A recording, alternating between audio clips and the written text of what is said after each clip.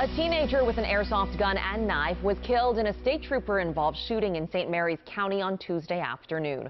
Maryland State Police identified 16-year-old Peyton Ham as the suspect. Troopers responded to 2 calls about someone who was possibly armed. Later on, they got an address for Hollywood Road in Leonardtown. Witnesses say Ham was in what appeared to be a shooting stance when he was shot by the trooper in the driveway. Ham was shot a second time when he did not drop the knife.